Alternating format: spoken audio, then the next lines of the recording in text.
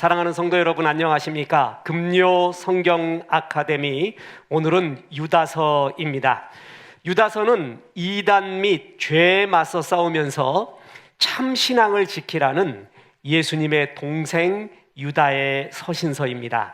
긴박한 그리고 역동적인 문체로 우리 앞에 이러한 대적들이, 또한 악한 무리들이 있으니까 거기에 지지 말고 하나님 안에서 참 믿음으로 참 진리로 승리하라는 하나님의 말씀입니다. 유다서의 기록자는 처음에는 예수님을 믿지 않다가 나중에 부활하신 예수님을 믿은 예수님의 동생 유다가 아닌가, 이렇게 추측을 하고 있습니다. 유다서 1장 1절에 보면 예수 그리스도의 종이요 야고보의 형제인, 야고보의 형제라고 했죠. 유다는 부르심을 받은 자, 곧 하나님 안에서, 아버지 안에서 사랑을 얻고 예수 그리스도를 위하여 지키심을 받은 자들에게 편지하노라. 유다서는 모두 227개의 단어로 되어 있는데 그 중에 93개의 단어가 야고보서에 동일하게 등장합니다. 또한 베드로 후서 말씀과도 유사한 것들이 있죠. 이 사실은 유다가 형제 야고보와 깊은 관계에 있음을 보여줍니다. 유다는 예수님의 형제였지만 야고보가 그랬던 것처럼 자신을 그리스도의 종이라고 부릅니다. 성경에 보면은요, 가룟 유다라는 정말 불명예스러운 유다의 이름이 나오죠. 그래서 하나님께서는 성경을 기록하실 때 가롯 유다 아닌 유다, 가롯인 아닌 다른 유다, 이런 식으로 유다에 대한 표현을 썼습니다. 우리나라에도 동일한 이름들이 많지 않습니까?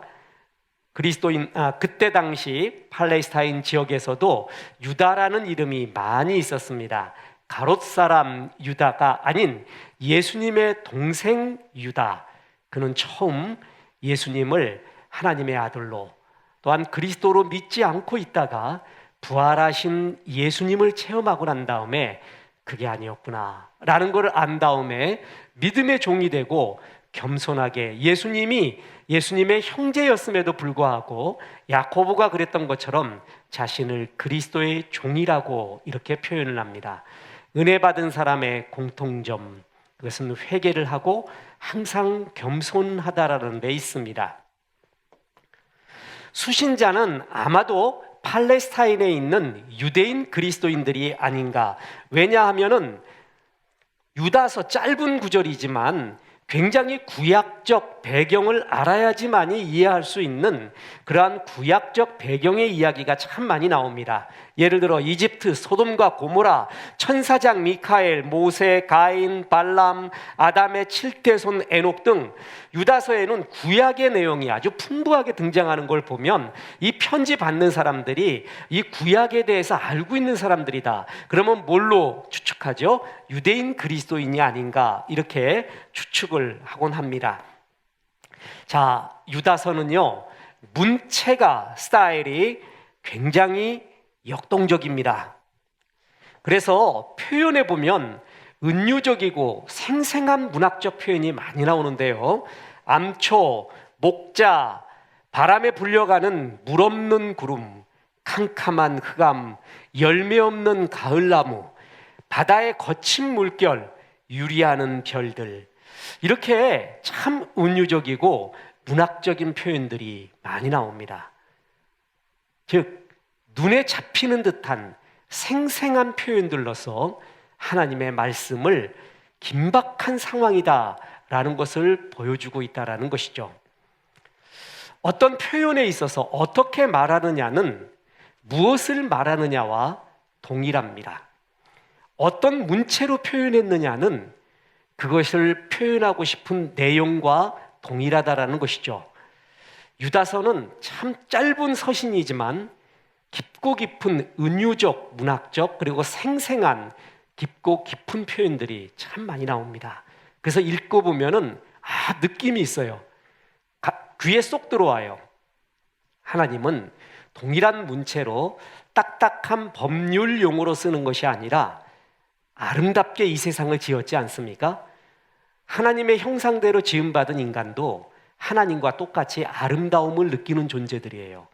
그래서 인간에게 어떻게 말하면은 인간의 심령 속에 가장 강하게 각인되느냐를 주님은 잘 알고 있습니다.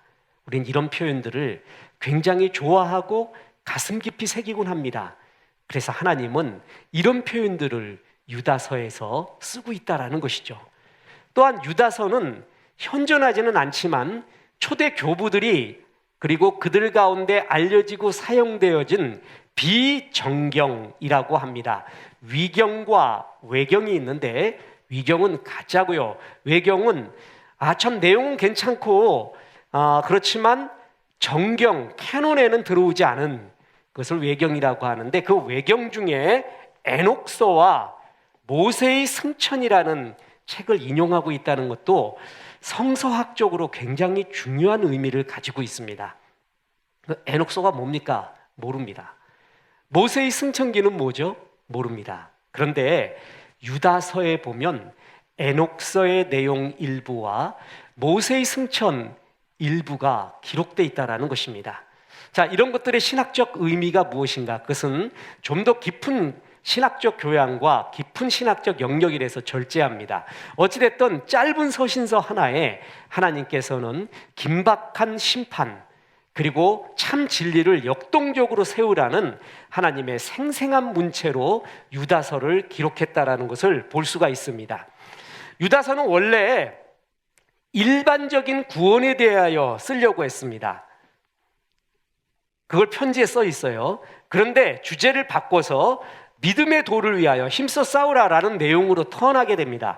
그 이유를 유다서 1장 3절에 보면 사랑하는 자들아 우리가 일반적으로 받은 구원에 관하여 너희에게 편지하려는 생각이 간절하던 차에 자 구원에 대하여 쓰려고 했죠.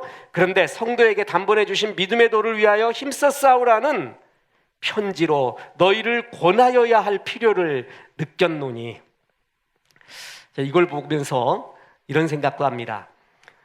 이 땅의 목사님들이 일주일 내내 아니 일주일만 성경 연구하는 것이 아니라 앞으로 한 2주, 3주, 4주 앞에 것도 미리미리 준비하죠. 그래서 열심히 준비합니다.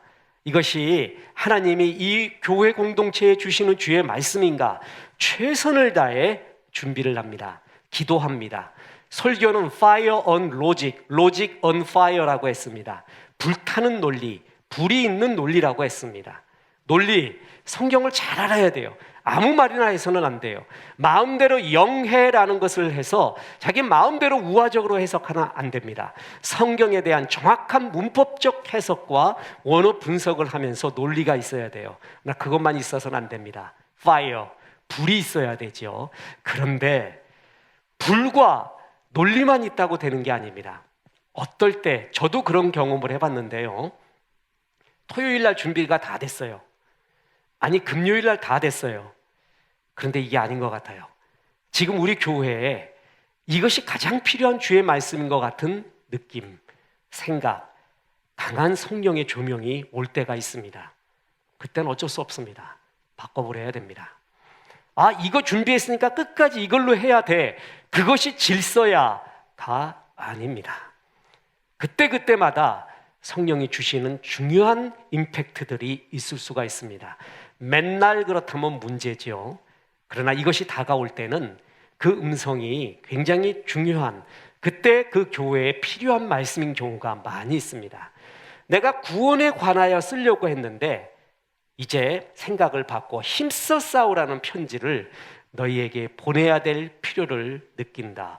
왜냐하면은 이 교회에 가만히 들어온 어떤 자들 때문에 그렇습니다. 가만히 들어온 사람들, 이 사람들은 아마도 초기 영지주의자였던 것 같습니다. 우리가 성경 강해를 하면서 참 많이 듣는 사람들이죠.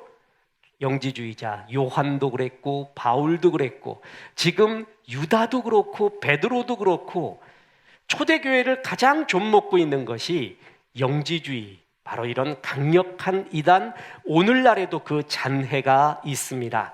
이 영지주의자들로 여겨집니다. 영지주의도 여러 분파가 있다고 했죠. 주장하는 바도 여러 갈래가 있습니다. 그들 중에 특히 육체와 관련돼서 도덕 무용론을 주장하던 방탕한 영지주의가 아니었을까라고 추정을 합니다. 왜냐하면 은혜를 방탕으로 이끌어 버렸어요.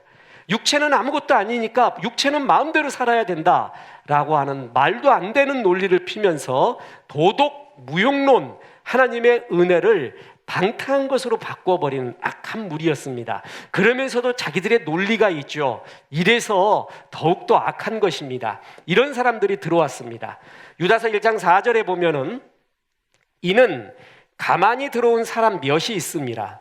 그들은 옛적부터 이 판결을 받기로 미리 기록된 자니 경건하지 아니하여 우리 하나님의 은혜를 도리어 방탕한 것으로 바꾸고 홀로 하나이신 주제 곧 우리 주 예수 그리스도를 부인하는 자들이다. 이렇게 이야기합니다.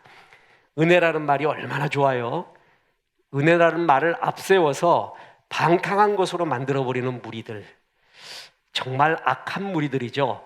주의 말씀을 마치 악한 마귀가 창세기부터 예수님에게 나타나서까지 말씀을 교묘히 바꿔버리고 왜곡하고 과장 확대하고 첨가하면서 하나님의 말씀을 왜곡시키지 않았습니까?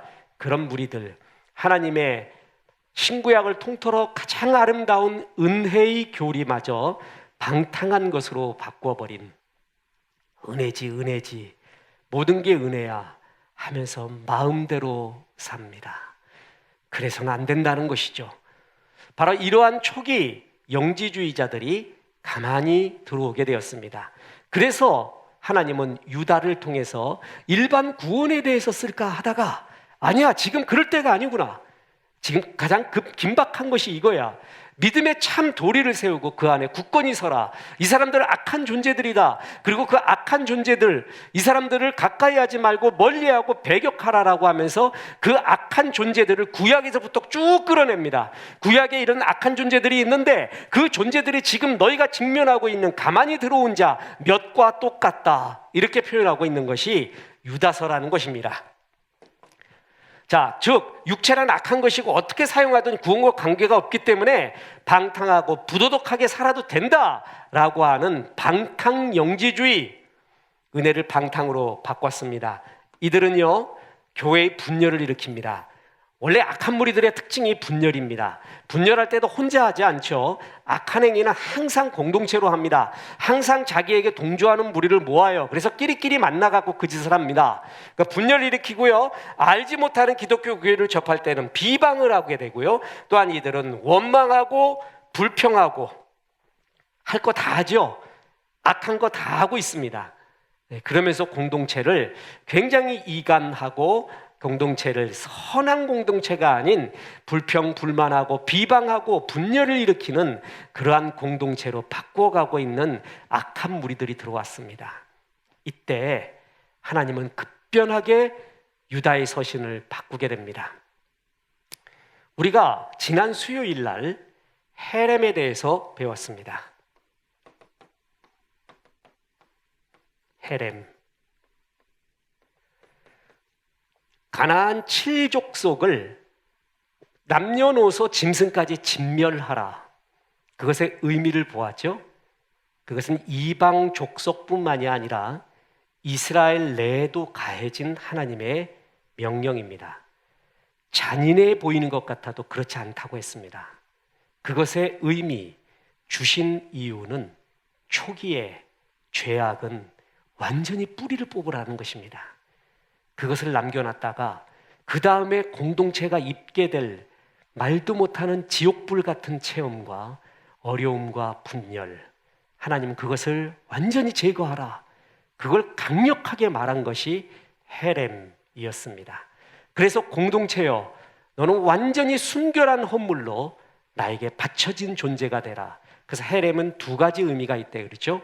완전히 바쳐진 헌물의 개념, 그리고 진멸하라는 전쟁의 개념, 이 둘은 사실은 같은 의미라는 것입니다.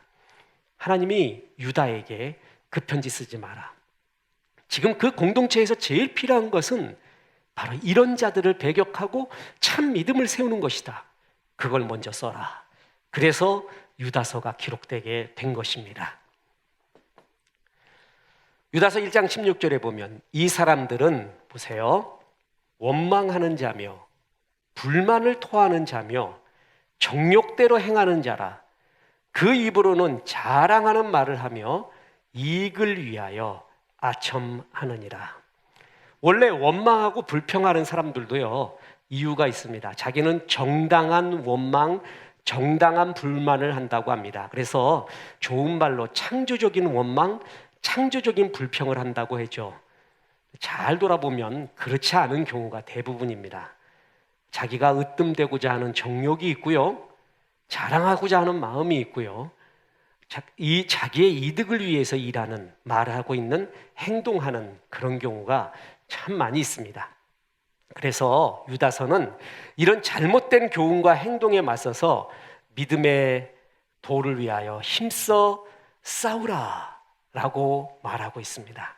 그래서 이 짧은 서신서에 어떻게 이단을 대적해야 되는가, 악한 가르침을 물리쳐야 되는가를 하나님은 아주 깊고 깊은 문학적 표현, 우리의 귀와 마음과 심령에 쏙 들어오는 문학적 표현과 구약의 역사의 악한 무리들의 역사, 그들의 존재를 쭉 보여주면서 지금과 연결하면서 우리에게 경계를 주고 경고를 주고 있다라는 것입니다.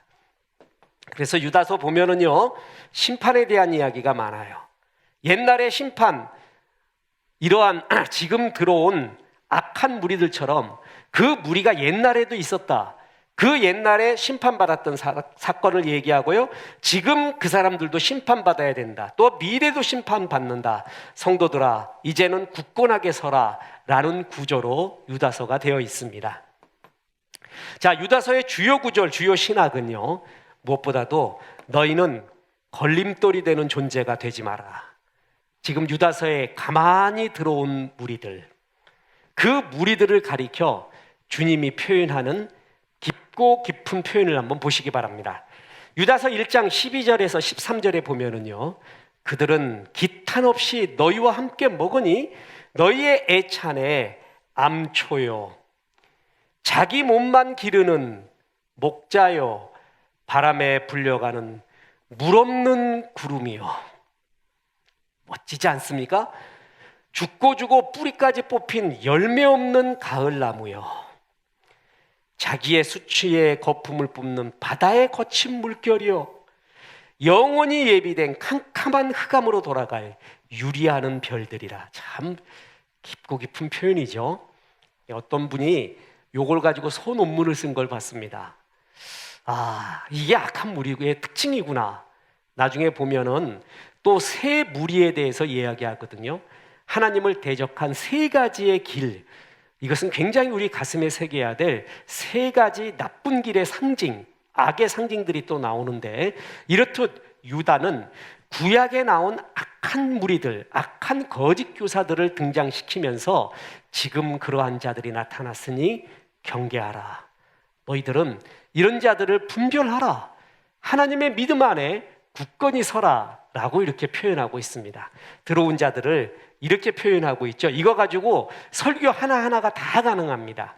그렇게 하나님 나라의 걸림돌이 되는 존재를 가리켜 하나님과 이웃에게 암초가 된대요. 암초가 뭐죠? 배 지나가다 암초 걸리면 파산하잖아요. 멀쩡하게 있다가도 그 사람 만나면 파산합니다. 그 사람 만나면 이상해져요. 그 사람은 다 이렇게 쪼개는 존재예요. 안 만나는 게 최고죠. 그런데 그런 것들을 분별할 줄 알라라고 얘기합니다. 뿐만 아니라 자기만 생각하는 목자라고 했습니다. 이 사람은 내가 기분 나쁘잖아요. 내가 뭐하면 있는 대로 화도 다 내요. 그리고 다 쏟아내요. 악한 말도 쏟아내요. 나는 화났어. 그거 듣는 사람이 어떤 건 상관없어요. 공동체에 어떤 덕이 되는가, 공동체의 이런 말들은 어떻게 덕이 안 되고 분열이 되고 문제가 되느냐도 없어요. 그 사람의 생각은 오직 자기중심적 스승, 그러면서도 가르치는 존재라고 말하는, 자기만 생각하는 목자. 물 없이 천둥 소리만 내는 구름. 참 저는 이런 표현들이 좋아요. 여기에 영감을 얻어서 전에 글을 쓸 때 그랬습니다. 이 세상에서 제일 필요 없는 존재 중에 하나가 뭐냐 하면 천둥 소리만 내는 구름. 비는 내려야 되는데 비는 없고 천둥 소리만 내요. 열매는 없어요. 잎사리만 무성해요. 섬김은 하나도 없어요. 공동체를 향한 눈물은 하나도 없어요. 그러나 맨날 천둥 소리만 내요. 소래소래 고함만 질러요. 필요한 때 희생하지도 않아요. 섬기지도 않아요. 소리만 지르고 아무 섬김과 희생이 없는 그러한 어른 행세만 하려고 합니다. 천둥 소리만 내는 구름. 얼마나 멋진 표현입니까? 그죠? 이게 전형적인 우리가 경계해야 될 꼰대죠. 꼰대는 나이 든 사람이 아닙니다. 어린애 중에도 꼰대가 있고요, 젊은이 중에도 있습니다. 어른 중에도 꼰대가 있고요. 꼰대는 나이의 문제가 아닙니다. 바로 이러한 존재들, 그게 꼰대입니다. 열매 없는 나무, 하나님이 열매를 바랬는데 열매는 없고 잎사귀만 있고 가지만 무성한 거, 숙취의 거품을 뿜는 바닷물결, 흑암으로 결국 돌아갈 유리할 변들. 그들이 지금 멋져 보여도 그들의 결국은 흑암으로 돌아가고 어디 하나 뿌리를 못 내리는 유리하는 별들이다, 이렇게 이야기하고 있습니다. 참 문학적인 이 표현이 가슴에 와 닿죠? 자, 그러면서 유다서에서는 이들을 빗대어서 타락이 무엇인가를 이야기합니다. 타락된 존재가 되지 마라. 유다서에는 경건치 않음이라는 말이 참 많이 나오고요, 특히 15절 한 구절에는 4번이나 나옵니다. 이런 경건치 않은 자들을 본받지 마라. 경건치 않은 자들은 이런 심판을 받았다라고 말합니다. 그 경건치 않음, 그 타락이 무엇인가? 첫째로 자기의 자리를 벗어나는 것이 타락입니다. 이게 교만입니다. 교만은 여러 얼굴이 있는데요, 제일 큰 교만에 대한 대표적인 어원, 자기의 자리를 벗어나는 것입니다. 자, 보세요. 유다서 1장 6절에 보면 또 자기의 지위를 지키지 아니하고 자기 처소를 떠난 천사들을 큰 날의 심판까지 영원한 결박으로 흑암에 가두셨으며, 자기의 위치를 벗어나고요, 내가 지극히 높은 자, the most high,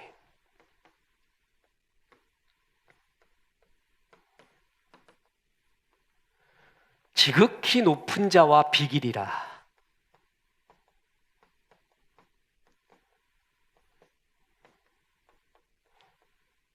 이게 천사장 루시퍼가 한 거 아닙니까? The most high, 가장 지극히 높은 자, 하나님이죠.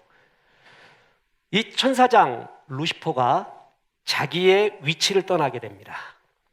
그래서 나는 가장 높은 자와 비길이라. 그 천사장, 타락한 마귀가요, 에덴 동산에서 아담과 하와를 똑같은 말로 유혹을 합니다. 이 선악과를 먹게 되는 날에는 네가 눈이 밝아져서 하나님과 같이 되고 the most high가 되고 하나님과 같은 존재가 되고, 이렇게 표현합니다. 똑같죠? 교만은 여러 얼굴을 갖고 있습니다. 그 중에 가장 대표적인 교만의 용어, 정의, 그것은 자기의 위치를 떠날 때입니다. 자기의 위치가 무언가, 그걸 잘 지키는 게 절제입니다. 절제력이 굉장히 중요합니다. 그걸 살짝 벗어나게 될 때 우리는 그런 경우가 태반으로 많거든요. 그때마다 돌이키고 주님, 내가 교만하지 않은가 항상 돌아봐야 됩니다. 자, 자기의 자리를 벗어나는 것이 타락이었습니다. 악한 마귀는 선악을 알게 하는 나무의 열매를 먹으면 눈이 밝아져서 뭐라고요? 하나님과 같이 되리라 유혹했습니다. 이거는 우리가 피조물이라는 사실을 망각하게 하는 것이고, 바로 모든 죄, 자, 우리가 대개 7가지 죄, 그레고리 황제 때부터, 교황 때부터 나왔던 7가지의 죄악의 목록이 우리 기독교의 역사에 중요한 죄의 목록으로 나오지 않습니까? 그 7가지 죄 중에 첫 번째, 모든 죄의 기관차, 그 교만입니다. 교만은 곧 뭐냐면 자기 자리를 벗어난 것입니다. 이것을 정말 조심해야 됩니다. 자, 유다서에서 분명히 이것은 타락이고 또한 이러한 타락의 자리에 있지 말라고 이야기하고 있죠. 또 타락이 뭐냐면 자신을 지키지 못하는 거예요. 자, 자신을 죄악에서 지키지 못하는 것, 이것이 타락입니다. 유다서 1장 10절에서 11절에 보면 그들은 이성 없는 짐승같이 본능으로 아는 그것으로 멸망하느니라. 화 있을진저 이 사람들이요, 자, 가인의 길을 행하였으며 삭슬 위하여 발람의 어그러운 길로 몰려갔으며 고라의 패역의 길을 따라 멸망을 받았도다. 구약을 인용하면서요, 구약의 대표적인 죄악의 세 가지 형태를 말합니다. 하나는 가인의 길, 하나는 발람의 길, 또 하나는 고라의 길을 말하고 있습니다. 이들의 특징은 짐승 같은 본능 속에 살았습니다. 우리는 이러한 죄의 본성이 있음에도 불구하고 하나님의 은혜로, 성령의 은혜로, 하나님의 말씀으로 성화의 삶을 살아야 됩니다. 죄의 본성을 나날이 벗어가야 됩니다. 그렇죠? 그런데 사람은 다 그런 거지 뭐. 누구나 다 이런 말 하지. 불평할 때 이런 말 다 하지. 어려울 때 이런 행동 다 하지. 다 하지. 우리의 본능에 집중을 하면서 이게 무슨 죄야? 이렇게 말합니다. 성경은 그것을 죄라고 하는데 사람들은 다 하잖아. 이럴 때 이런 말도 못해? 이런 행동도 못해? 짐승 같은 본능 속에서 사는 사람들, 그 대표적인 세 부류가 가인의 길, 발람의 길, 고라의 길을 갔었던 사람들입니다. 가인의 길 특징이 뭐냐면 가인의 예배와 아벨의 예배, 이것을 가지고는 수없이 논쟁이 가능하죠. 결론을 말씀드리면 하나님은 가인의 예배만 받은 게 아니라, 안 받은 게 아니라 가인과 그의 예배를 안 받았습니다. 그 얘기는 뭐냐 하면은 가인의 삶과 그의 예배라는 것이죠. 삶을 받아야 되는데 삶이 예배의 삶을 살지 않았습니다. 그래서 가인은 경건치 않음의 상징입니다. 발람은 재물을 받고 이스라엘 사람들을 저주하려고 했었던 거짓 선지자의 상징이죠. 재물 중독에 빠져 있는 사람들입니다. 모든 건 다 드려도 돈만큼은 못 드린다고 합니다. 돈에만큼은 참 인색한 사람이 있습니다. 아직 저는 믿음이 없다고 봅니다. 누구나 돈을 좋아하고 돈을 갖고 좋은 일들을 많이 할 수도 있지만 바로 이런 발람의 길을 걷는 사람의 특징, 결정적인 헌신을 할 수가 없습니다. 결정적으로 쓰임받을 수도 없고 결정적인 은혜를 못 받습니다. 왜냐하면 하나님 외에 다른 주인을 섬기고 있기 때문에 그렇습니다. 예수님의 표현이죠.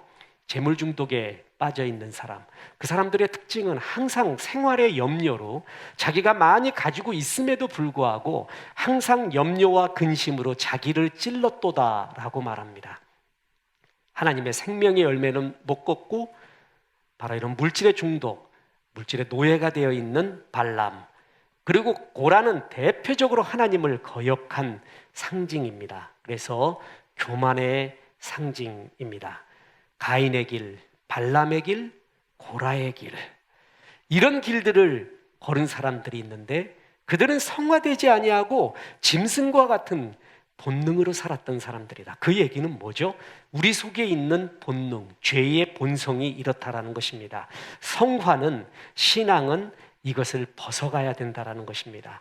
그런데 바로 이 유다서의 수신자, 그 교회들에 가만히 들어온 자들이 바로 이런 것들을 더 부추기고 있는 거예요.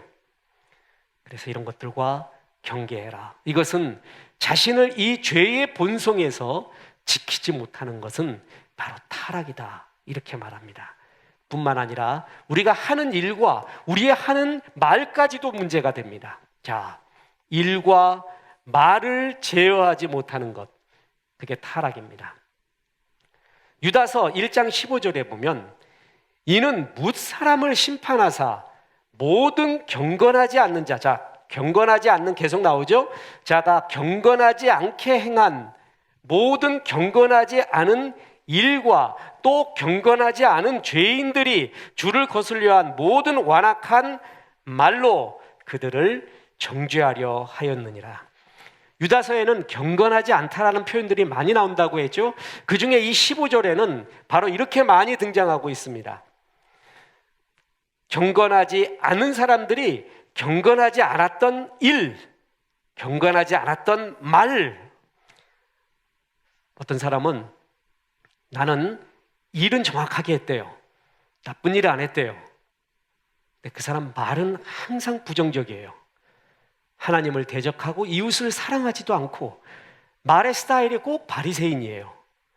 꼭 그런 스타일로 말해요.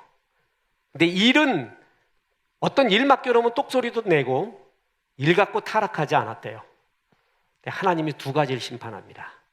일을 심판하고 말을 심판한다고 했습니다. 동일합니다. 그만큼 말이 중요합니다. 사람이 사랑을 받고 사랑을 받지 못하는 것도 일 때문에도 있지만 사실은 말 때문에가 더욱더 많습니다. 일은 배워가면 됩니다. 말은 그 사람의 마음이고 인격이고 그 사람의 삶의 자체고 신앙의 수준 그 자체입니다. 성경적인 말을 하는가, 믿음의 말을 하는가, 바로 이런 것이 얼마나 중요한지 모릅니다. 내 입술에 파수꾼을 세워주옵소서, 덕 있는 말을 하게 도와주옵소서, 공동체를 살리는 말을 하게 도와주옵소서. 끝없이 잊지 말고 기도해야 될 것이 바로 이것입니다. 또 이 일을 통해 타락하지 않게 도와주옵소서. 주의 일을 잘하기 원합니다. 하나님이 원하시는 일, 내 평생에 그런 일을 하며 살기 원합니다. 우리의 기도 제목이죠. 말과 일을 제어하지 못하는 것, 그 또한 타락이라고 했습니다. 자, 이제 결론으로 유다서에서 말하고 있습니다. 이런 악한 것을 보았는가? 그리고 가인의 길을 보았는가? 발람의 길을 보았는가? 고라의 길을 보았는가? 그들이 얼마나 교만하고 비방하고 부정적이고 공동체를 분열시키고 또한 정욕적이고 자기 이득을 위해 살고 이 모든 걸 들어봤는가? 지금의 일이 아니라 옛날부터 그랬어. 옛날부터 그런 무리들이 많았고 그런 역사가 있고 그들은 반드시 하나님의 심판의 대열에 이끌어갔다. 그들은 물 없는, 비 내리지 않는 천둥소리만 내는 구름과 같고 열매 없는 가을 나무와 같고 거품 내뿜는 아무것도 아닌 바다 물결 같고 결국에는 유리하다가 흑암 속에서 흘러가 버리는 유리하는 별과 같을 것이야. 그런 사람과 같이 살지 마라. 믿음 위에 삶을 세워라 라고 말합니다. 유다서 1장 20절 21절에 보면 사랑하는 자들아 너희는 너희의 지극히 거룩한 믿음 위에 자신을 세우며 성령으로 기도하며 하나님의 사랑 안에서 자기를 지키며 영생에 이르도록 우리 주 예수 그리스도의 긍휼을 기다리라. 참 멋지지 않습니까? 자, 어디다가 나를 세우는가? 세상의 가치관이나 자신의 욕심, 그 위에 삶을 세우지 마라. 저 사람을 지내보니까 토탈 이미지가 오래 지내보니까 저 사람의 삶의 기초는 자기 자랑이더라, 자기 정욕이더라, 자기 욕심이더라. 거기에다가 자기의 모든 말과 삶과 가치관을 세우고 있더라. 그런 거에 네 자신을 세우지 마라.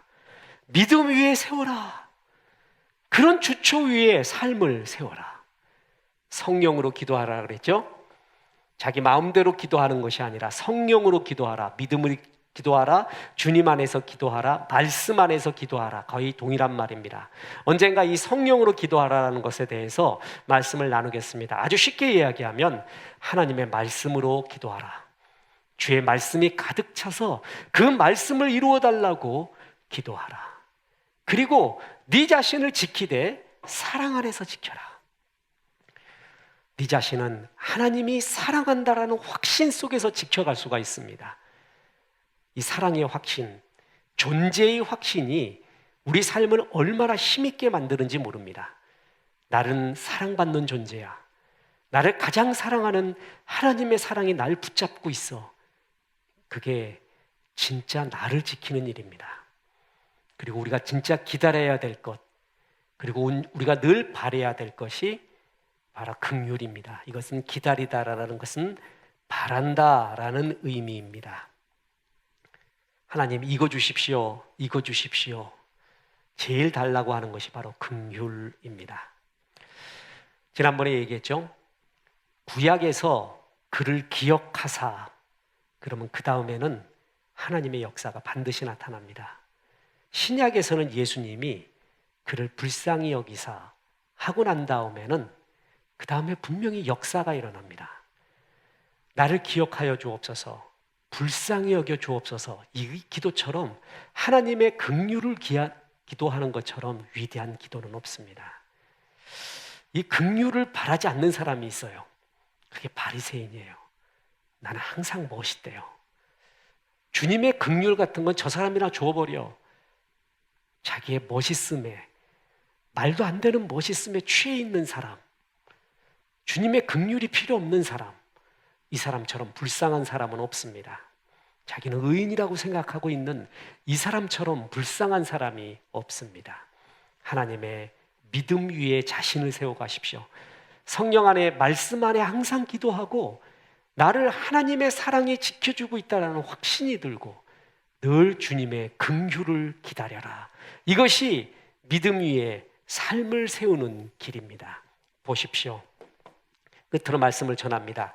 마태복음 7장 24절에서 27절에 보면, 그러므로 누구든지 나의 이 말을 듣고 행하는 자는 그 집을 반석 위에 지은 지혜로운 사람 같으리니 비가 내리고 창수가 나고 바람이 불어 그 집에 부딪히되 무너지지 아니하나니 이는 주철을 반석 위에 놓은 까닭이요 나의 이 말을 듣고 행하지 아니하는 자는 그 집을 모래 위에 지은 어리석은 사람 같으리니 비가 내리고 창수가 나고 바람이 불어 그 집에 부딪힘에 무너지고 그 무너짐이 심하니라. 하나님의 말씀을 듣는 것이 먼저입니다. 그리고 오늘도 말씀 들었으면 그 말씀대로 행하십시오. 그것이 반석 위에 지은 지혜로운 사람. 이 사람의 특징은 뭐냐 하면 고난이 올 때 무너지지 않습니다. 고난의 의미를 항상 생각합니다. 그 뒤에 역사하실 하나님의 더 큰 은혜를 바라보게 됩니다. 듣고 행하지 않는 두 마음을 품은 자는 바로 이런 모래 위에 지은 집과 같은 그런 삶을 살게 됩니다. 하나님의 말씀을 잘 들어라. 믿음 위에 너의 집을 세워라. 하나님의 긍휼을 기다려라. 주의 사랑이 너를 붙잡고 있다라는 확신이 들어라. 하나님의 은혜를 방탕한 것으로 바꿔버리는 가만히 들어온 사람들을 본받지 마라. 그들은 옛날에 가인의 길을 갔던 사람이요, 고라의 길을 갔던 사람이요, 발람의 길을 갔던 사람이다. 그 사람들은 천둥소리만 내는 구름과 같은 존재이고 열매 없는 가지와 같은 존재들이다. 자기 이득만 생각하는 목자와 같은 존재들이고 결국 흑암 속으로 가게 되는 유리하는 별들과 같은 존재들이다. 그러면서 믿음 위에, 하나님의 말씀 위에 네 삶을 굳게 세우라고 급하게 권면한 하나님의 말씀 유다서입니다. 오늘도 우리는 우리를 유혹하는 수많은 것들이 많이 곁에 있습니다. 손만 뻗으면 잡을 수 있는 유혹들이 너무나 많이 있습니다. 그 가운데 우리 자신을 믿음으로 잘 지켜서 하나님이 주신 한 번밖에 없는 인생, 주 앞에 충성하고 복음 전하고 예수님 성품 닮아가며 별과 같이 빛나는 존재들 되기를 주 예수의 이름으로 축원합니다. 기도하겠습니다. 하나님 감사합니다. 오늘 유다서의 말씀을 통하여 종들에게 말씀해 주시니 감사합니다. 이 말씀처럼 믿음 위에 우리의 삶을 굳게 세울 수 있도록 종들을 권면하여 주시고 힘을 더하여 주옵소서. 예수님의 이름으로 기도했습니다. 아멘.